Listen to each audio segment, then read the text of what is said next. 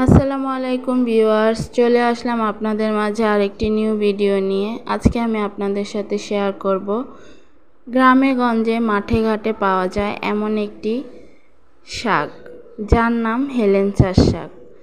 আজকে তৈরি করব হেলেঞ্চার শাক দিয়ে মজাদার একটি রেসিপি। জানতে হলে দেখতে হবে সম্পূর্ণ ভিডিওটি স্কিপ না করে। ভুল ত্রুটি হলে অবশ্যই ক্ষমা দৃষ্টিতে দেখবেন। কড়াইতে দিয়ে দিলাম পরিমাণ মতো তেল। এখন দিয়ে দেব রসুন কুচি। এখানে আমি 2-3 কোয়া রসুন কুচি করে নিয়েছি। এবারে দিয়ে দেব পেঁয়াজ কুচি। এখন আমি পেঁয়াজ রসুনগুলো একটু হালকা ব্রাউন কালার করে ভেজে নেব। এতে করে খুব সুন্দর একটি স্মেল আসবে তরকারিতে। এখন দিয়ে দিচ্ছি 4-5টা কাঁচামরিচ। এবারে দিয়ে দেব আদা রসুন পেস্ট।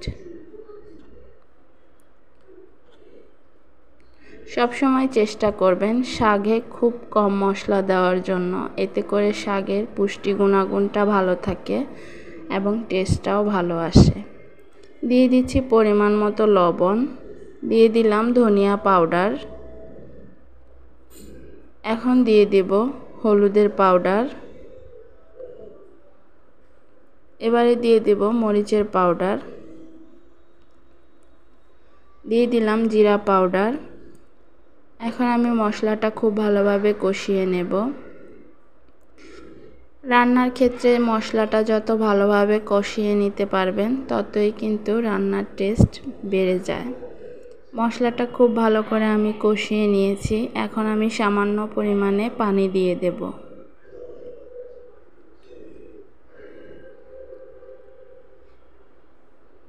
এবারে আমি দিয়ে দেব মাছ। এখানে আমি কয়েক টুকরো মাছের পেটের দিকের যে মাছটা থাকে সেটাই নিয়ে নিয়েছি। আমি লবণ হলুদ মরিচ মাখিয়ে রেখেছি 10-15 মিনিট যাবত। এখন আমি মাছটা কষিয়ে নেব। মাছের পেটের দিকের মাছটা যেহেতু তৈলাক্ত থাকে, ওরকম মাছ দিয়ে সবজি বা শাক রান্না করলে টেস্টটা খুব ভালো আসে। এবারে আমি মাছগুলো একটু কষিয়ে নেব। এই তো দেখতে পাচ্ছেন আমি মাছটা খুব ভালোভাবে কষিয়ে নিয়েছি। সম্পূর্ণ তেল উপরে উঠে এসেছে, একটুও ঝোল নেই। এবারে আমি মাছগুলো তুলে রাখব। এখন আমি দিয়ে দেব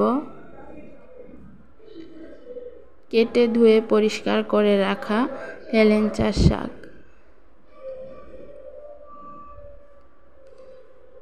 এবারে আমি শাকটা খুব ভালোভাবে একটু কষিয়ে নেব, কোনো পানি অ্যাড করব না। শাক থেকে যতটুকু পানি বের হয় সেটা দিয়ে আমি শাকটা ভালোভাবে কষিয়ে নেব। আমার ভিডিওগুলো যদি আপনাদের ভালো লেগে থাকে অবশ্যই আমার চ্যানেলটি সাবস্ক্রাইব করে দেবেন, লাইক কমেন্ট শেয়ার করবেন, যেন আগামী দিনগুলো আমি এগিয়ে যেতে পারি, আরও সুন্দর সুন্দর ভিডিও নিয়ে আপনাদের সামনে হাজির হতে পারি।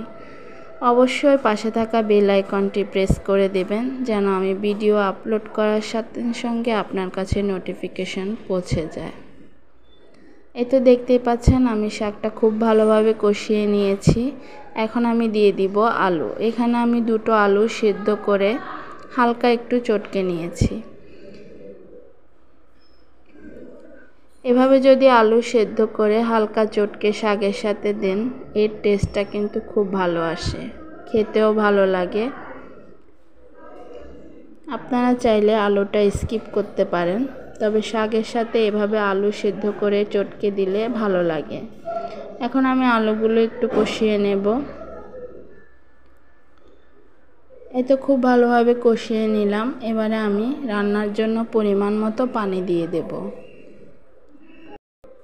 এটা যে শুধু শাক তাই কিন্তু নয়, এই শাকে আছে বহু গুণ। এই তো খুব ভালোভাবে বলক চলে এসেছে। এখন আমি তুলে রাখা মাছগুলো একে একে দিয়ে দেব। শাকে খুব বেশি পানি দেওয়ার প্রয়োজন নেই, সামান্য পানি দিলেই হয়ে যায়।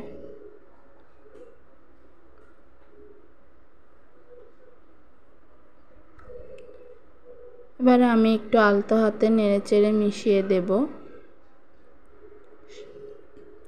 এই তো দেখতেই পাচ্ছেন ঝোল অনেকটাই কমে গিয়েছে। এ পর্যায়ে আমি চুলার আঁচটা মিডিয়ামে করে দেব।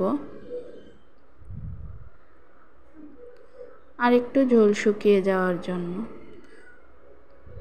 দেখতেই পাচ্ছেন রান্না কমপ্লিট। আমি চুলাটা অফ করে দিয়েছি। অবশ্যই আপনারা এভাবে ট্রাই করবেন।